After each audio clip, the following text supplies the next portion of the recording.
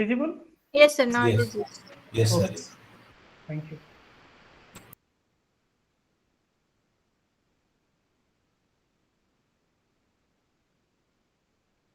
Okay.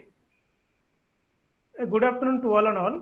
Uh, for last session, we have been discussing a lot about thermal spraying techniques, firstly by Professor Alok Satpathy, and use of industrial waste as a spray grade material.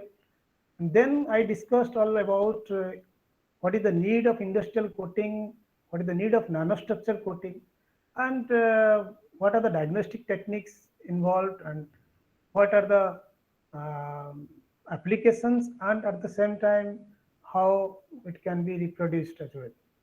So, but one thing I did mention there, that coating fails due to different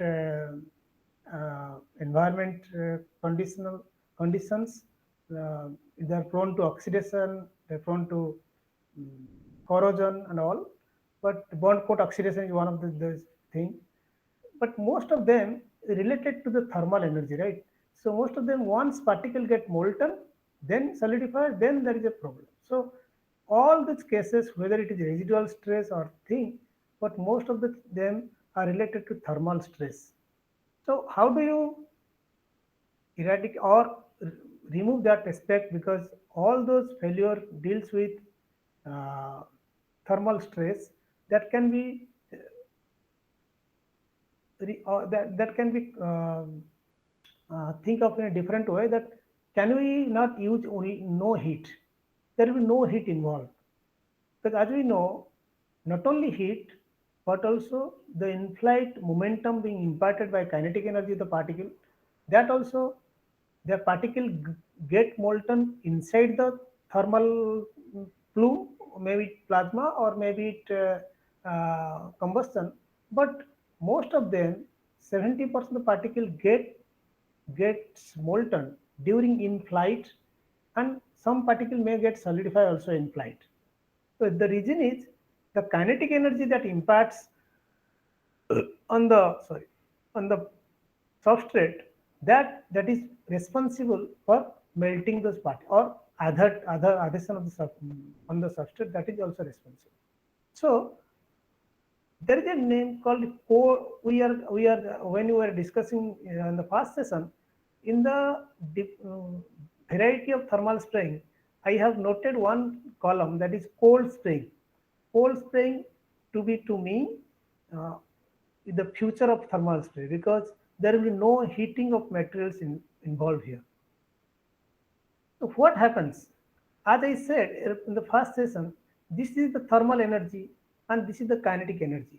Both is being imparted on the process. That is called thermal spray processes. So if we remove thermal energy, only kinetic energy, it's a cold spray process. Very simple, as simple as that.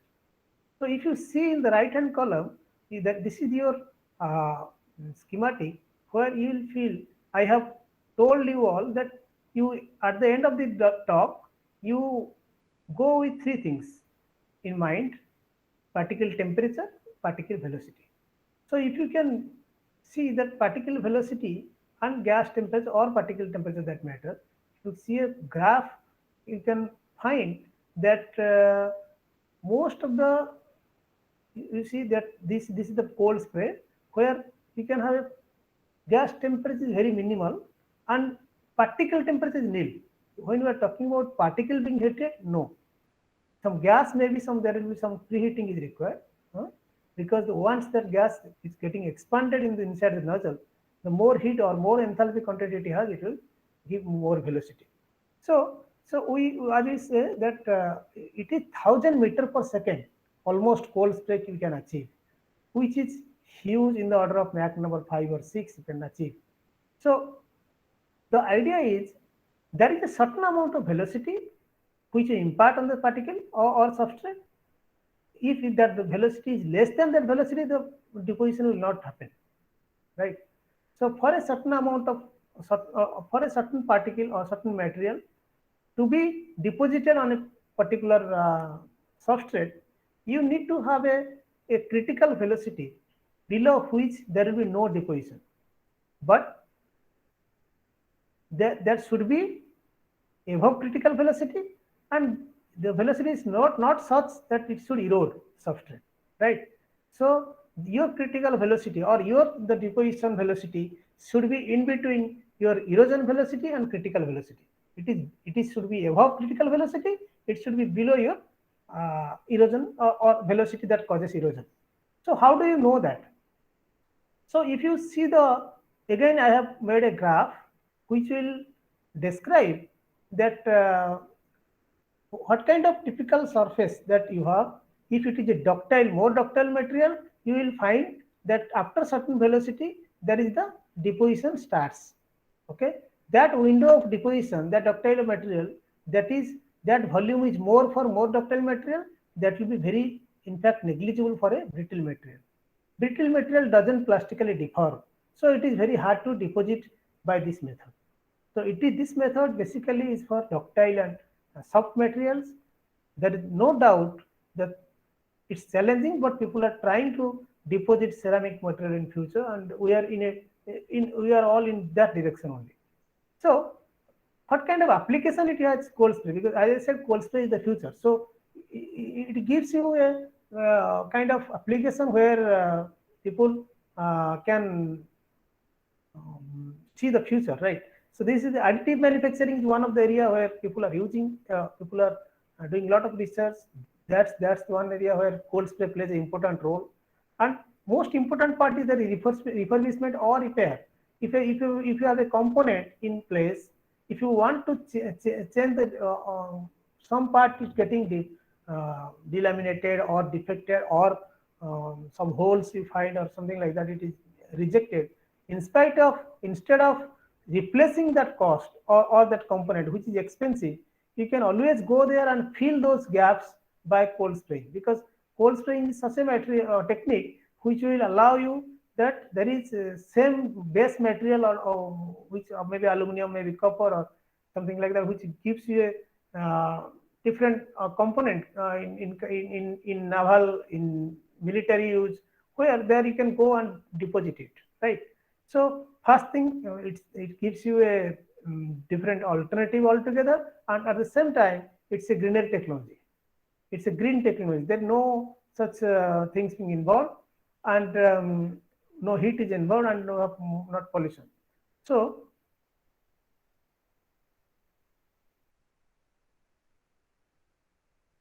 what happens? In cold spraying, this coating is being formed by your powder. Okay, so as we know that as I said, that high kinetic energy of the particle goes and impacted, and then it will deform and it will adhere the surface. So there is a technique called adiabatic shear instability, all you can thermally softening. So that what happens? There are different stages. First is the particle once the particle collide at the substrate interface, it allows a highly localized plastic deformation. So that that kinetic energy, it try to retain the plastic strain energy, and which helps to heat the substrate boundary or interface, what you call it, and then that it is softens. And then what happens? That reduces the strain hardening. So, and third stage is when you may be knowing that flow stress, that the stress required to do plastic deformation. So it reaches the maximum value and then decreases the additional strain. So what happens in this process? Flow stress drops to immediately zero. That means it's just like you can splash of maybe some water heating object. Splashing of water heating object is just like that. The deformation happens in a very narrow zone, okay, causing injection of interfacial jet, and which removes the oxide film on the particle. So which promotes formal densification. So first stage, like the modeling happens, it's a review paper where I took it that at initial stage, that thin film of the particle or it will just like a deposit on the substrate. So this stage is characterized by maybe your direct interaction of the particle. That is, it's just like how much substrate preparation you have made. So it's just like depositing a single layer. Then in the second stage, that particle deformation, okay, and the realignment will occur. So a layer of material will build up, and at the same time, a densification, as densification intensifies, the materials of the point of contact of the displace the contact area, which is called, you call as pinning effect. That happens, and then third stage is about the metallurgical bonding that happens, formation of metallurgical bonding between particles and the void reduction. And of course, stage 4 correspond to the densification of the work hardening.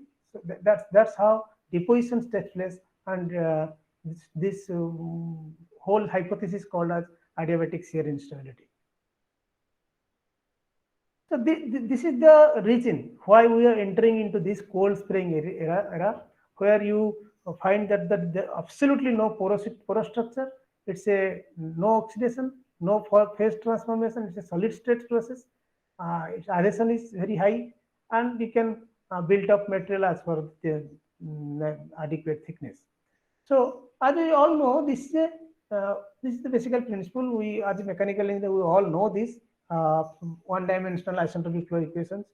So you know Cp by Cv is gamma, and that is different from monoatomic or diabatic gases, is the specific gas constant. So once you measure the T0 by T1, okay, so that Mach number, and you will find that during throat area it Mach number U1, and above that the divergence section you will get more than Mach number. So denseness plays an important role when corrosion, because I will talk about more on corrosion. So those plays an important role when corrosion problem is considered, and sometimes it becomes an advantage to have a high pure material for electrical and thermal conductivity. So basically, there are two types of cold spraying processes. One is high pressure, another is low pressure. In our lab, we have low pressure system. We are in a once you develop our lab, we'll have high pressure one. So in low pressure, you will think that only radial feeding is there, because after the throat region divergence section only you have a atmospheric pressure. So once you are feeding atmospheric from feeding a problem, so it will not backflow. Again, for of course in high pressure you have pressure more than 10 bar. There is a limitation in low pressure. So there is also a big compressor is required for its high pressure, and part of it I will show the schematic in next slide. You see these are the low pressure system where this powder is being fed after the throat when that is in divergent section, and that there is a gas heater to preheat the gas. As I said earlier, you can have higher enthalpy of gases which they can expand in the inside your nozzle. And in high pressure system, there is a compressed high end compressor which gives you compressed air. The part of it goes to the heater and go to the nozzle for expansion, and another part will go to the preheat the powder, and then those powder will go and again axially feed, right? So there you cannot feed radially. You need to feed axially only to get out to have more enthalpy content. Okay, so basically in our low pressure kind of system, we try to deposit ductile materials like copper, nickel, zinc, aluminum, with the addition of alumina. Okay, so main function of those alumina is to keep the nozzle clean. It will first then activate those sprayed surface just like a soft pinning type of thing, and then hammer the coating structure. So we need some addition of alumina particles, or if you have silicon carbide or something, it's very small, so that is there to. This is a high pressure, as I said earlier. So particle temperature is very low. So sometimes the particle temperature is such a low it expands and make it at room temperature. So that's why the name comes as calls as cold spray. And of course, it's with very high pressure, you can go up to 1000 or 1200 degrees centigrade, 1200 meter per second. The powder is plastically deformed, and you can see deposition efficiency is very high in case of cold spray as compared to other processes. It's just not a coating process. It is also a process for dimensional restoration like refurbishment or repair, I said, and also these 3D manufacturing and techniques. So, what are the limitations? Although we know there are a lot of compressive stresses because of the high kinetic energy, which is good, and good adhesion to the substrate without interlayers. No thermally induced differences in powder means what is in the powder that will form same structure you can get in the coating. And you can have a process parameters for impact velocity, particle morphology, and you can have powder fill rate, spray angle also you can choose as a parameter, stand-up distance, and those particles, substrate gas temperature, and also you can preheat the substrate if you like. And so those are the process parameters. And limitations are only for now it is being fully proven technology to go for metallic materials, but also ceramic materials to some extent can be possible. But of course, if you want to use high capacity system, if you want to use helium and all these, so it is very expensive, and it's a line of sight process, of course. So, and also if your coating leads to work hardening, then it can lead to loss of ductility. So that's a pictorial representation of what I said earlier. If you increase the velocities, there is no deposition. At some stage it tries to deposit, and it will increase the velocity, will deposit, and up to after some maybe ultimate point, you will have a erosion takes place. So that's the critical velocity. And kinetic energy, the particles converts to plastic deformation. Okay, it's very transient temperature increasing in the particles, and a different nano particle strain rate being measured, and you can see the temperature and also the plastic strain rate. It is a paper. It's a modeling of aluminum particles and copper. That's how we. There are few trials. Actually, we started this cold spray in our lab for the last 1 year.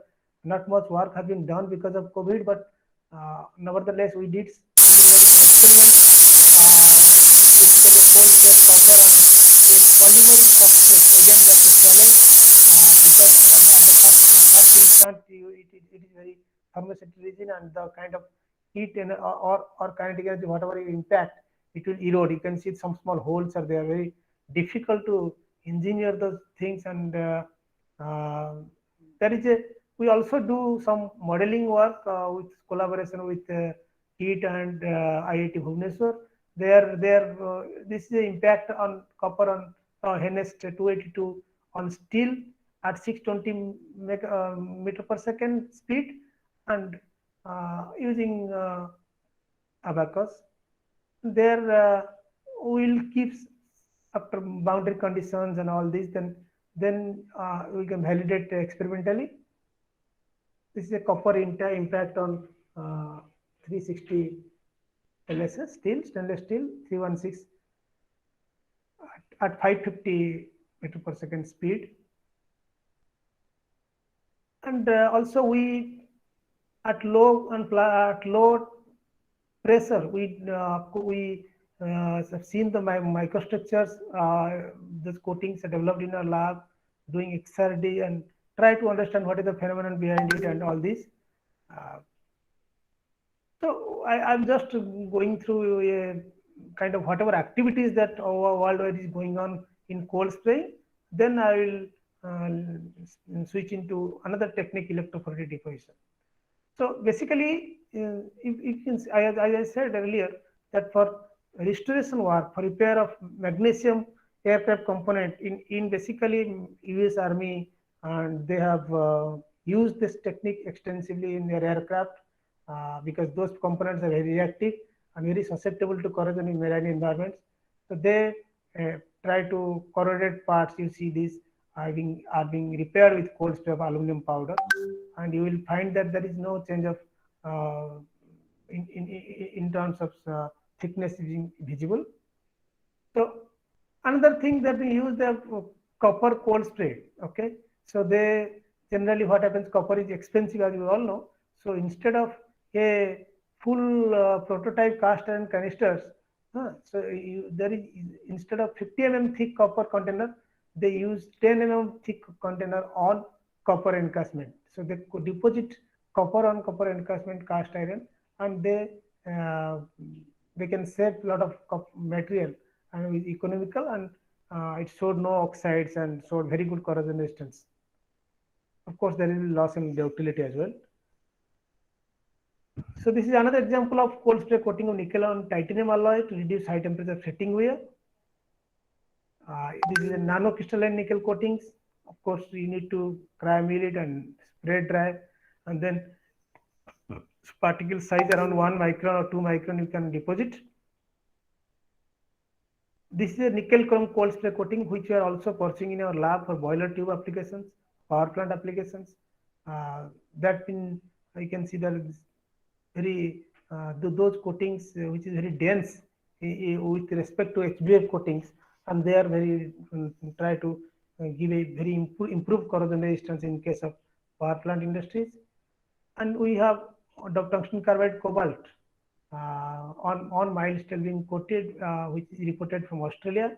And there we can one thing to observe that we have a very higher adhesion in the order of 60 millipascal, megapascal, and hardness is around 10 GPa, which is substantial, and it has a high tribological application.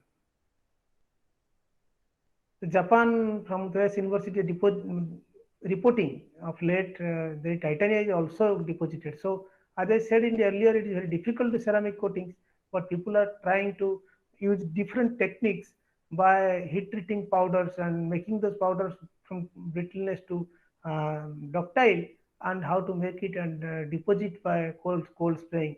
So that is good news from coming from abroad to how to deposit the ceramics.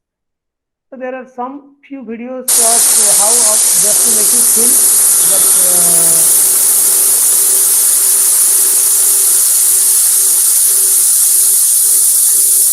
copper and aluminum. Okay, so this aluminum and aluminum.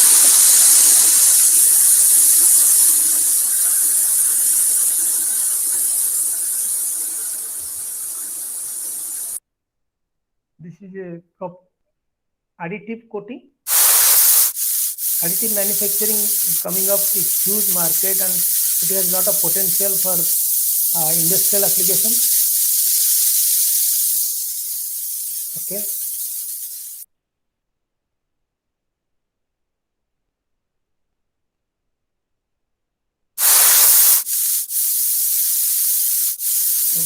Material build up, and then there will be a machining as well.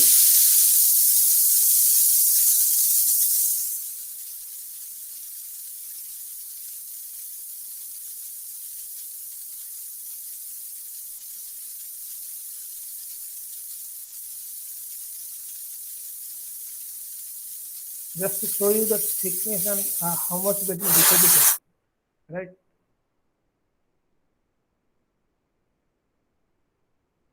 This is additive manufacturing again with a nitrogen environment of titanium powder. This is programmed robot is depositing on the mold.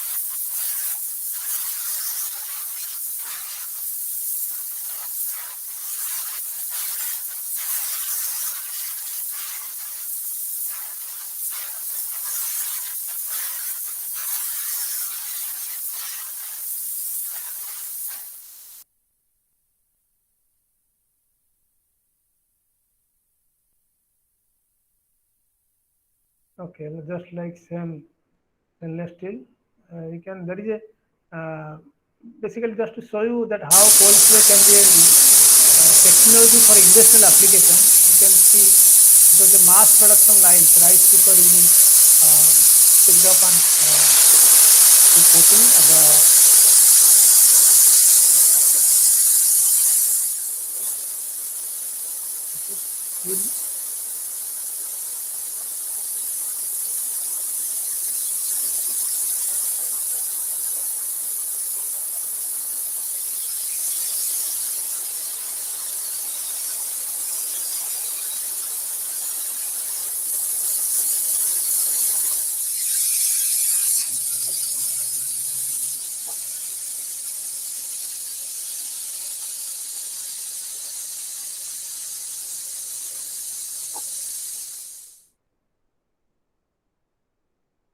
So this is the last video. So show you the manufacturing of slaves by cold spray.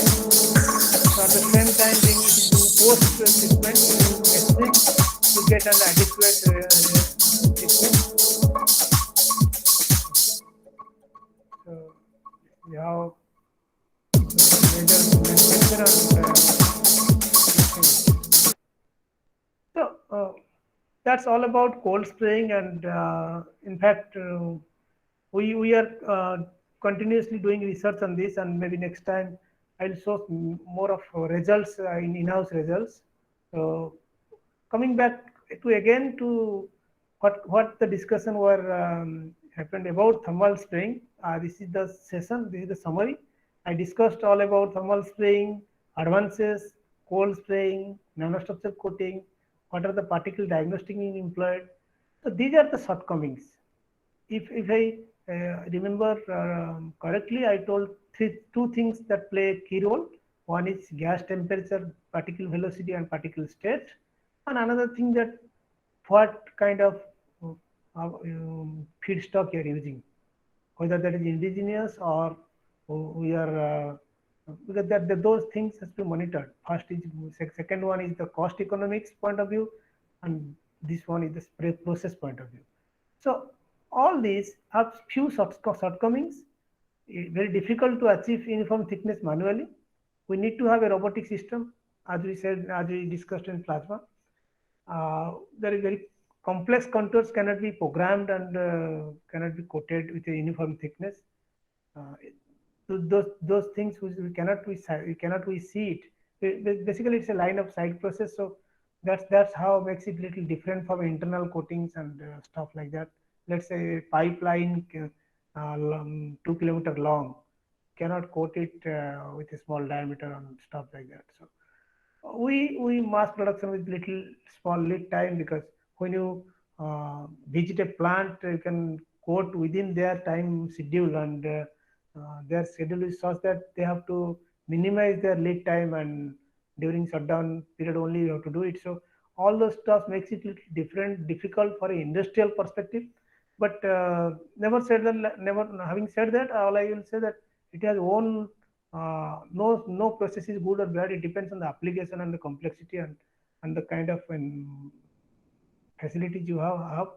And coming back to electrophoretic deposition, in that regard, it's a very simple and versatile process.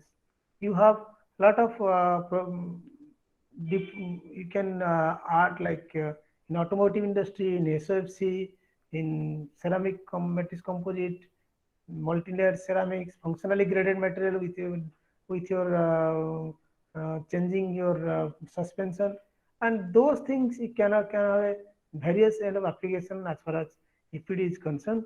And for last 1 decade, you can see the publications and all these sorts of, and so that people have of late very recently they have come up with this technique which is very versatile.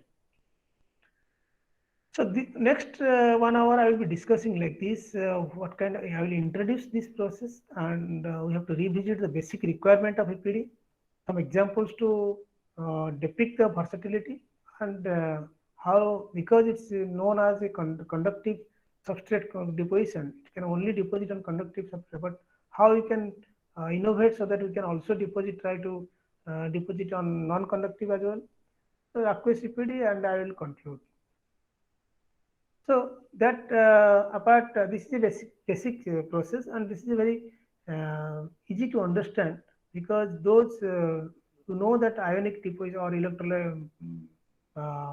ionic deposition, like electroplating, here is different. Here, those charged particles disperse in suspension. You try to migrate towards the opposite electrode. Okay, so first thing is, the initially the kind of the powder you want to deposit, those particles need to have a stable suspension. And second thing, that migration of those particles under the influence of, once you apply electric field, it will try to develop charge, positively or negative charge, and it will try to deposit on the uh, mm, opposite electrode. Let's say it carries positive charge, it will deposit on a cathodic deposition. Converse is also to anodic deposition. So in case of electrolytic deposition, as I said, the moving, who is the carrier? Carriers are ions. So here about solid particles. Your ions are getting adsorbed on the surface of the particle and makes it fully charged. So then those solid particles having positive charge, it can go and uh, or deposit on the counter electrode. So that in case of your ELD, the preferred liquid is aqueous, but here we can use organic solvent like ethanol and all these. But these are advantages. Like it is a very versatile process. Any material, organic or inorganic, including metal, ceramics, polymer, carbon tile, can deposit it. No restriction. You can have a flat, because it's a deposition from electrode. It goes to different parts, or its current source, environment. So even though it has a closed contour or inside, there is no problem. It's a very simple process, short deposition time. Most importantly, it's not a line of sight process. So easy control of process parameter can do. No need to binder burnout, since the green coating contains little or no organics. Okay. So those are the, but you need to consider before preparing a suspension. There are few considerations. One is, you need to choose suitable solvent and additive, because for a complete dispersion, and the stability of suspension is so important in this case. Otherwise, the particles will agglomerate and settle down in the bottom. So mostly what happens, if you make a suspension, if there is not imparting any charge, you add some additive acid like that, and you see whether there's some uh, potential. Hmm. So if it is imparting charge almost 30 millivolt or more, then you can say that it is stable. Okay. So this suitable solvent, to ensure that stable current density happens with time. You cannot have a variable in current density, that will not allow to uniform coating, and you need to have a low viscosity to minimize the drag. Should be of low surface tension and low evaporation rate. You see, there's an example of a choice of solvent. Like with time, you'll find that at 50 volt the current density is little stable, and maybe 100 volt there is little fluctuation. But beyond that, the current density varies, fluctuates. So we cannot recommend beyond 100 volt for the uh, solvent. So that's one part. And another thing is, you need to have your dielectric constant, because it is the ability of the liquid to dissociate. With too low, it cannot dissociate, and because charge and deposition fails. And if it is too high, then those ionic control concentration, whatever it has, it will go and deposit.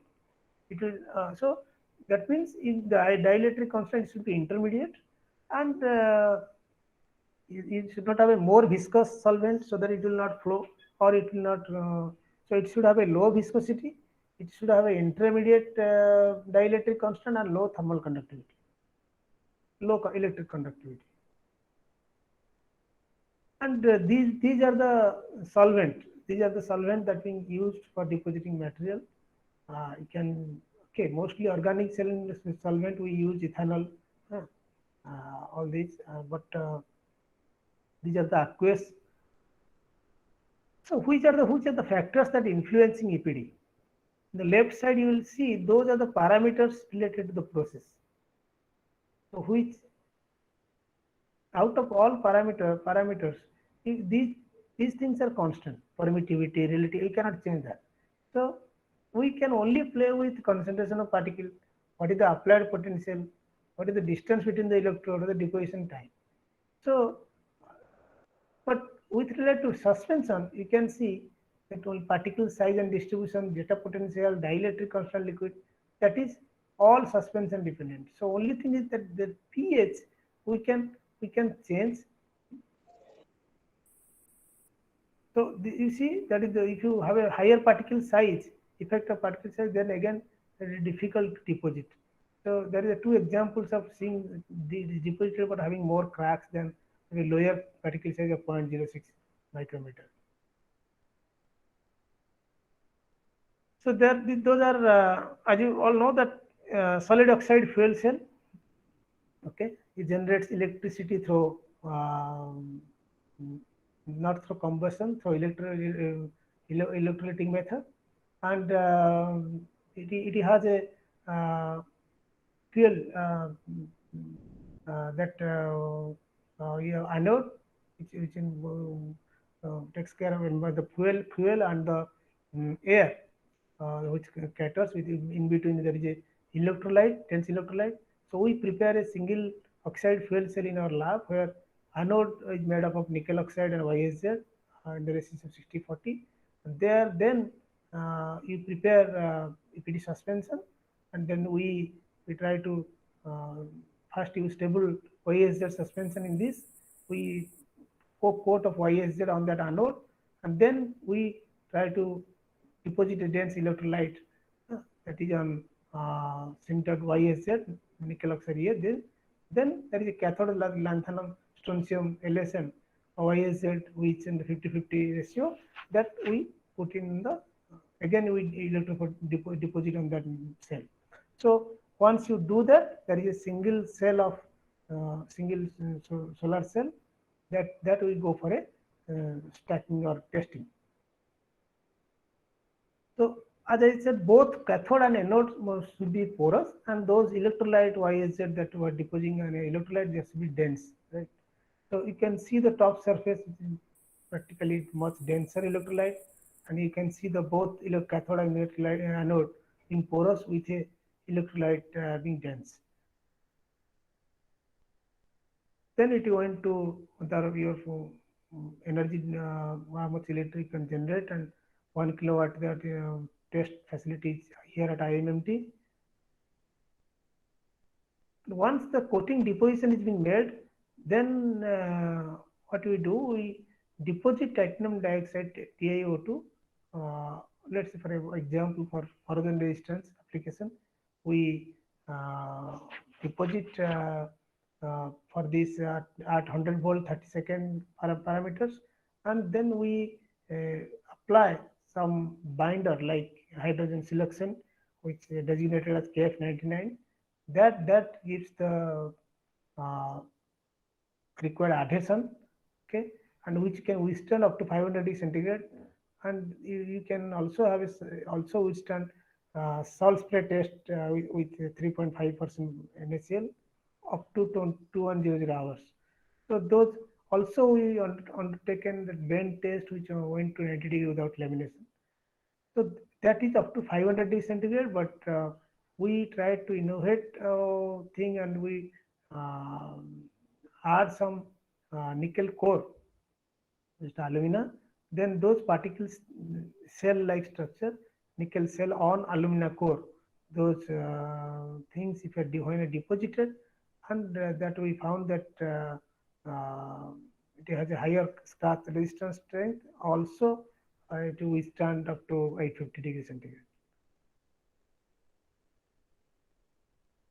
And this is a Tafel plot showing that icon, phosphorated steel and up to 750-degree operation temperature, that corrosion is reduces. It can withstand the corrosion, and I core is less and V core is potential is the more. Okay, so you can see that those comparing to bare steel, those coated and sintered at 300, 400, and 500, those corrosion resistance corrosion rate is getting reduced. So one company came to us of basically a grinding wheel manufacturer, where because that grinding wheel made of diamond is expensive, they want to use diamond coating on copper disc, and so that it will serve the purpose and also has to be economically viable. So in that sense, those copper discs being coated with diamond powder, which is highly adhesive and scratch resistant, and these are actually actual setups, kind of way, which can deposit on single disk. We also did a lot of work on graphene because graphene has exceptional properties for corrosion resistance, but graphene itself is highly hydrophobic. To make a suspension is next to impossible. So we try to deposit graphene oxide, which is aqueous FAD, and we try to disperse in water. Then brass tube was made in depositing electrode, counter electrode, and you can have a analytic deposition here. Okay, so once graphene oxide being coated, then that can be reduced after deposition by UV or chemical method. That then that is called reduced graphene oxide coating, RGO. That means it's similar to graphene. Okay, so these are the, you can see these are the if you see both the bare and copper mode, there is significant enhancement of corrosion resistance achieved for graphene polymer composite coated copper. So you can see the tubular. I will show that demonstration later. I think that is in the PPT, and this is the titanium coated on brass tube basically, and this is a graphene coated brass tube. Just to give you an example of how versatile the technique is, you can there is a toy car, and it is deposited by a DPD method.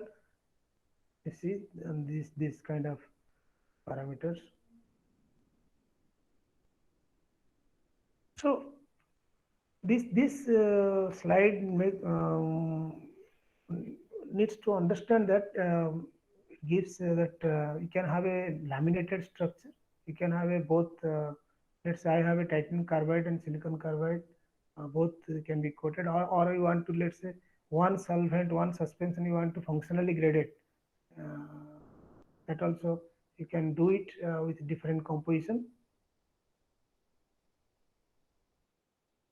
So another excellent study has been done by our group that if you want to put your electric field under your another magnetic field, that if you want to have a textured ceramic kind of, if you can modulate your own orientation, orient your if you want to your orient the crystallized size and orientation, you can tailor your microstructure in this. So just to make you give an example, here this is 0 T means 0 Tesla. There is no magnetic field, and this is magnetic field. You will find that let's say this is basal plane 006 is not here, but it is there in the after 10 days. So there is those grains are orient themselves in a different way, and uh, um, that you can also have control on your. But if it is a cubic, it's no issue. You cannot, the same will be there. But instead of non-cubic structure, you will find it a excellent application here. But like let's say my electric field is here and my magnetic field here, I have an angle, and if you can do that, then layer microstructure, you will find that first line is 0 degree. Then you can try to rotate those magnetic field with electric field, and you will find a different microstructure. Okay, so you can, by this equation which is gives energy of crystalline isotropy, you will find that your microstructure is tailored as per your requirement. So this is a tailor-made microstructure you can observe here. This one you can skip. No issue.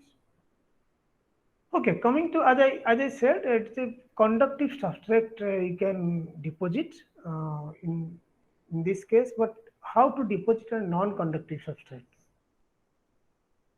So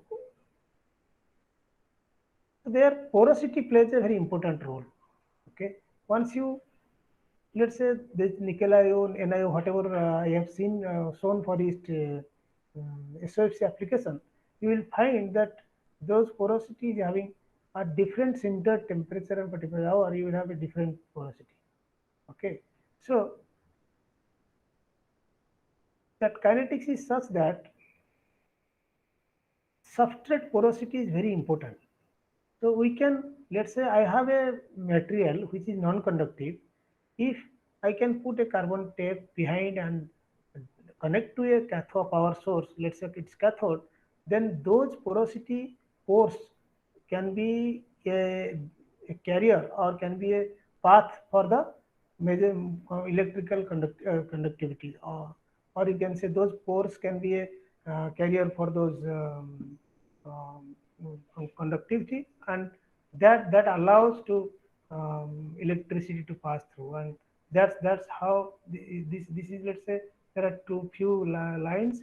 You can find that once you increase the porosity, okay, that's the decreasing your at different voltages, you can find that the pre-incinerating temperature. So from this we understood that porosity plays an important role, and let's say for a certain amount of parameter, if I measure a different porosity, and if you can extrapolate, let's say this one like 57, if this is only 52, if I can extrapolate, there always exists one threshold porosity above which deposition is possible, below which there is no deposition cannot be done, or cannot be obtained. Okay, so that's another example of a conducting polymer pyropyrrole for an equity for a non-conducting surface. That polypyrrole, it can be synthesized by this.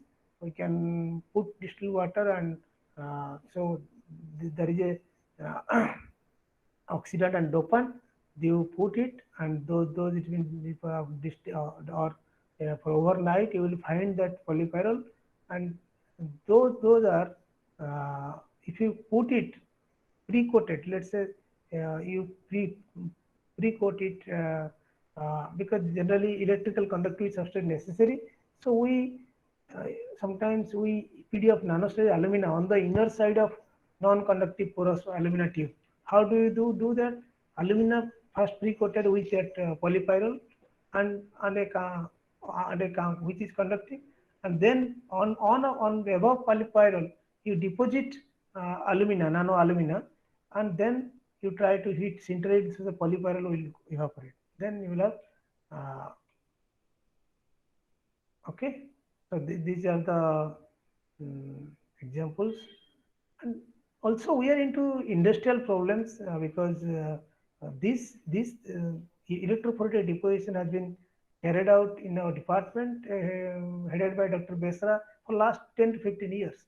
So there have been we have now expertise in handling bigger problems up to TRL 5 or 6, where we go into industry, or industries we provide kind of solution which is cater to the need of the industry at the time. And one of those problems that has incurred 2 years back, where Reliance Refinery came up with their problem where delayed coker for tube. What happens is once they have their liquid hydrocarbons are heated to 500 degrees centigrade, after that which coke formation happened in that coker drum. Ideally, coke should not form inside the coker tube, but in reality this is an inherent problem, so leading it to loss of productivity. So we have been asked to remove those cokes from whatever other to the inner side of the tube and form the iron sulfide or kind of thing. So For that, they were usually going for picking a person and supplying some compressed fluid and all this, which was taking a lot of time. At the same time, it was affecting their uh, output as well.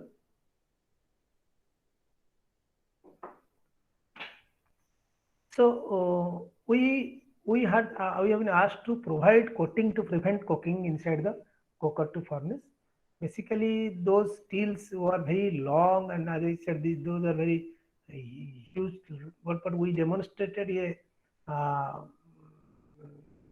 tube of around 18 bends and did it, and we took their one cartridge heater, which we coated with these parameters and um, sent them. They tested themselves, and they found that there is a 30 to 40% improvement was there. So, and those cokes, whatever that was other, that is loosely other, and could be easily removed by a mm, just like a tip of you can say rubbing fingers or something.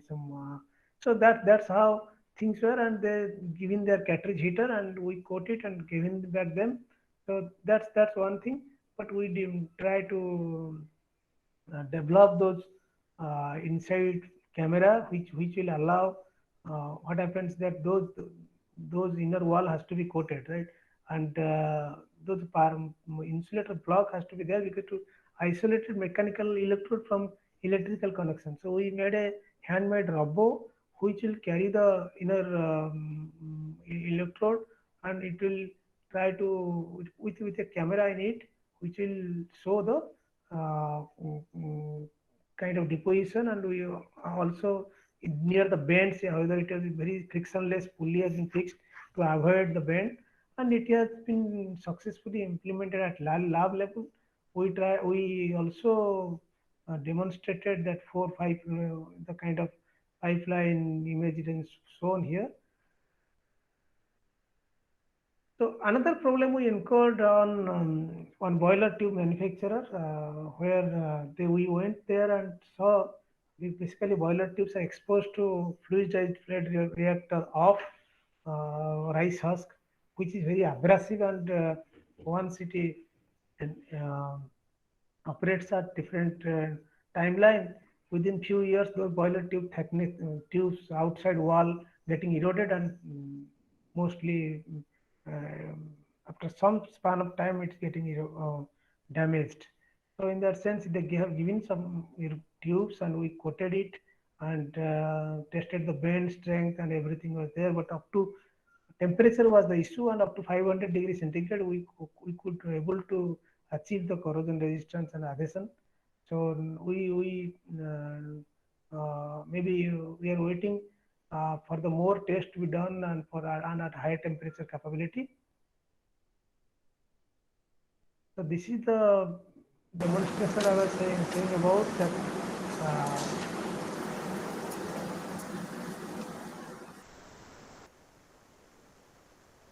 One of our students is doing that. This is basically aluminum suspension. First, we need to put in a sonication,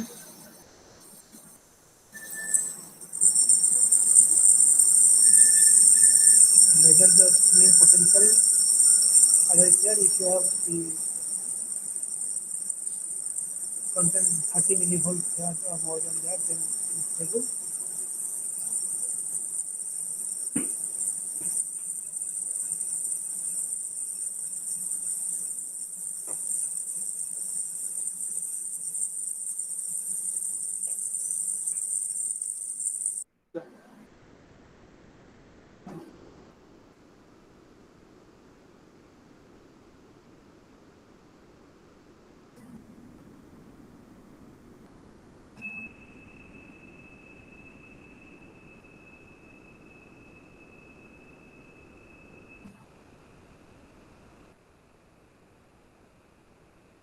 It's a very versatile technique. Let's say if you have a cathodic deposition, you want brass tube to be coated, you make brass tube as cathode. If you want to have a deposition on inner wall of the tubular surface, you make it that as cathode. So that depending upon the uh, using your electrode, you can have the equation.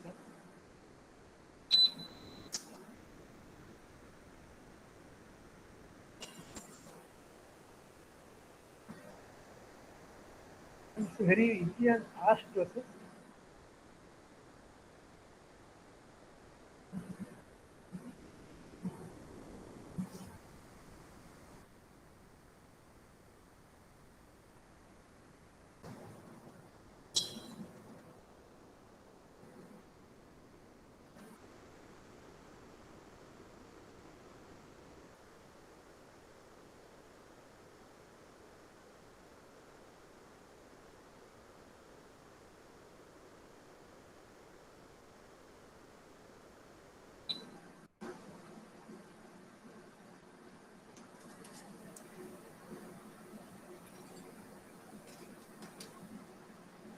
Carefully, you have to remove the.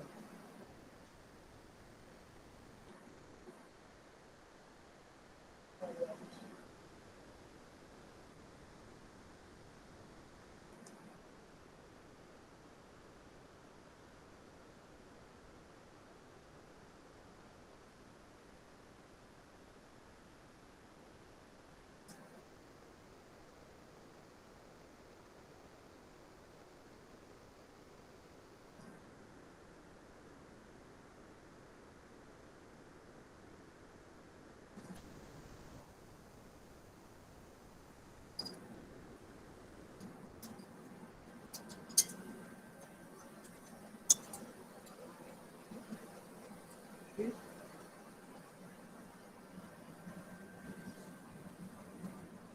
just drying for a minute, and it's called green coating.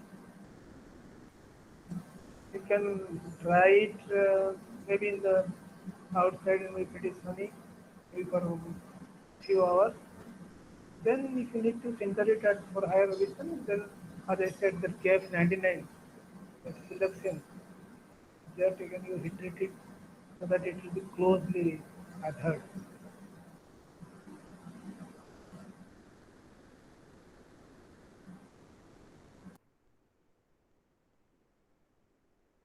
Okay.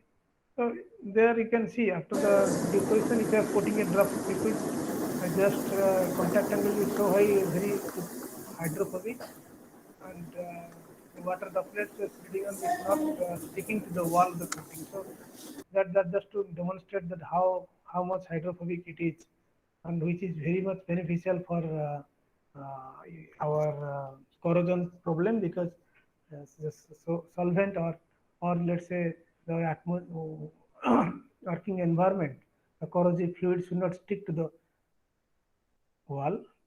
And then coming to aqueous EPD, okay.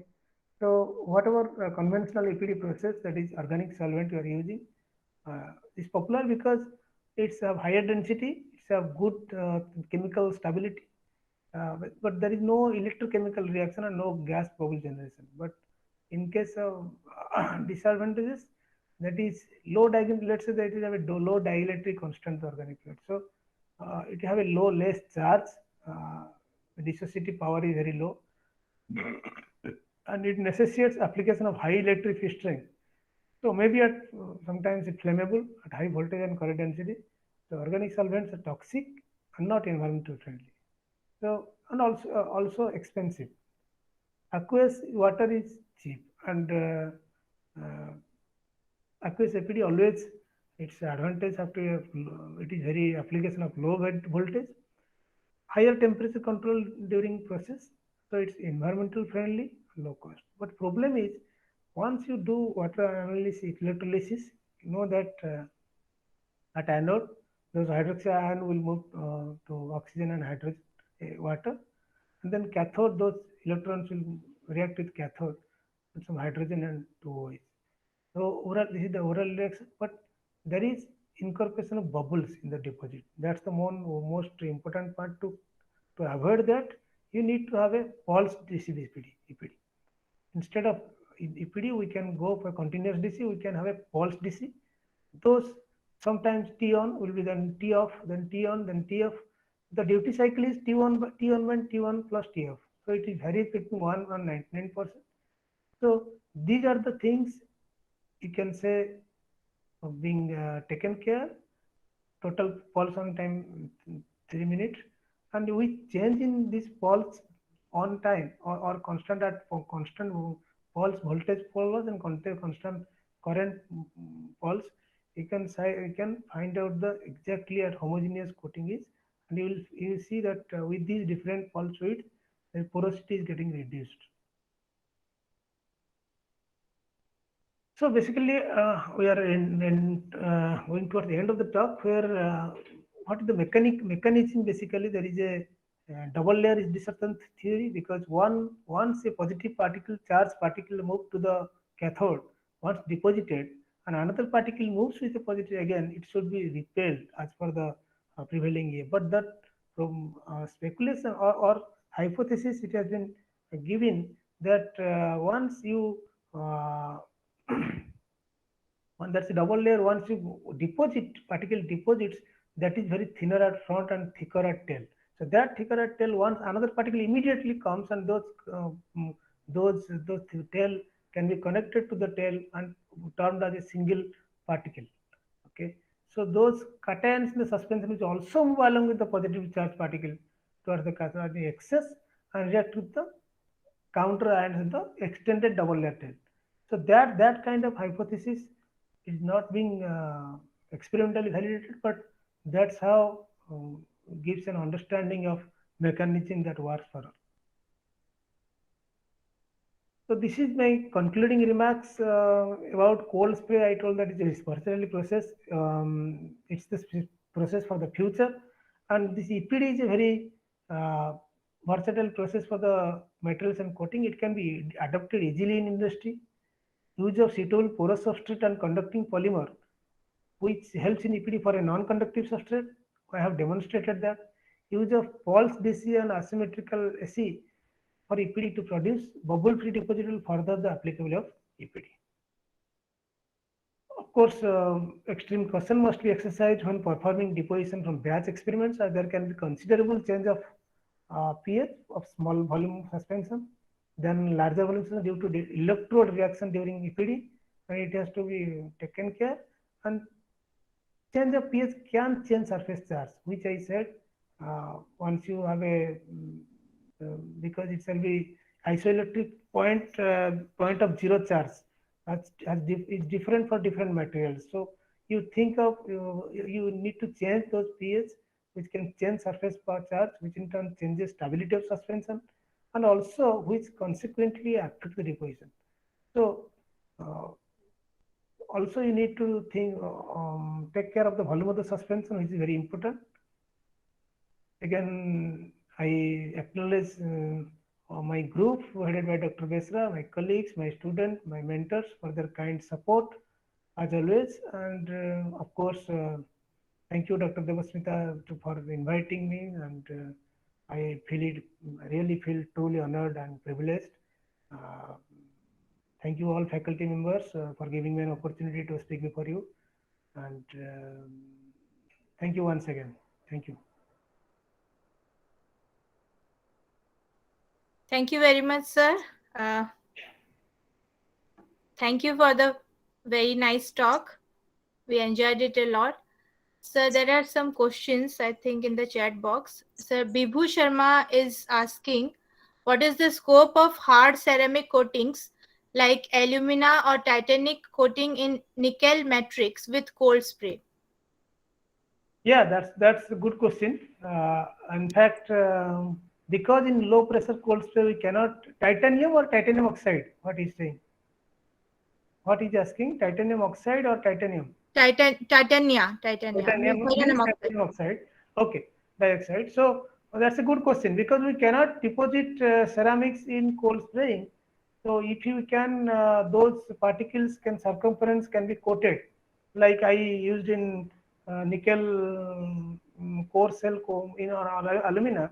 Similarly, if you can do that, and probably we can deposit. In fact, that's one idea came up to us, and we are pursuing in that direction. Uh, But in this case, low pressure cold spray system, what they did to activate the surface at the boundary, you need to, before deformation you have to activate. So in that sense, they initially coat, let's say I am having a aluminum or copper, those circumference coated with alumina. Okay, so that initially that will create little erosion, and then it is substrate. But in this case, what he is asking, I am thinking of first activating my surface by maybe alumina, whatever we are having. It will activate the surface, or it will just a microblast it, like shot penning. Then we go for this set of things. I have not tried, but I am hoping that it will work. Let us see. Good question. Good question. Yeah. Any other questions?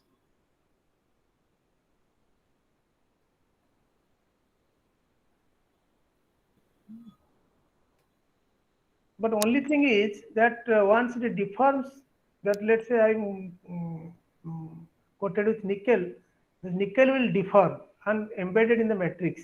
But what will happen to the titanium, we have to see.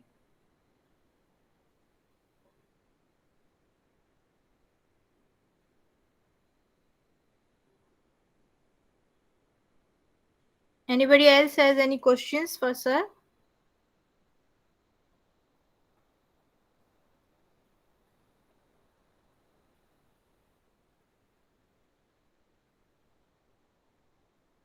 No questions?